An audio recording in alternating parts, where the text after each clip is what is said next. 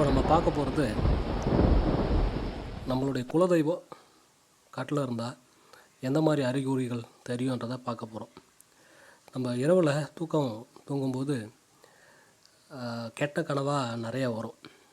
குறிப்பாக ஒரு குலதெய்வம் ஆண் தெய்வமாக இருந்தது அப்படின்னா காலையை கட்டி போட்ட மாதிரி காமிக்கும்.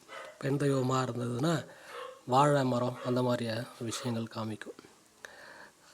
அதுக்கப்புறமா எந்த மாதிரியான சிம்டம் நமக்கு காமிக்கும் அப்படின்னா, வீட்டில்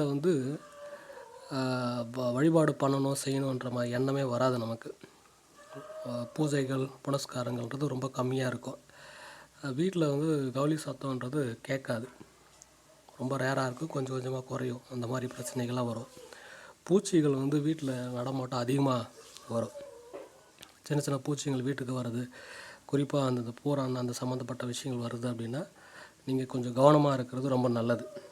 அடுத்ததாக நம்ம பார்க்குறது முக்கியமாக இந்த கணவன் மனைவி ஒற்றுமைன்றது இருக்காது.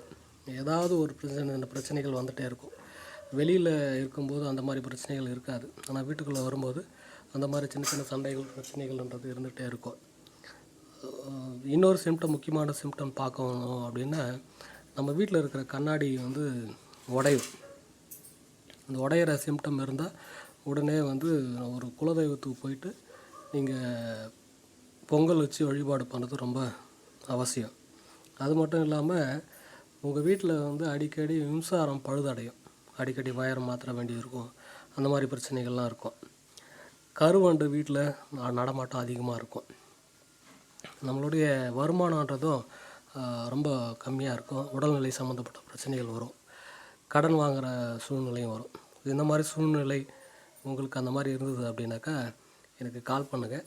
குறைந்த கட்டணத்தில் உங்களுக்கு குலதெய்வ கட்டு உடச்சி கொடுக்கலாம். நன்றி, வணக்கம்.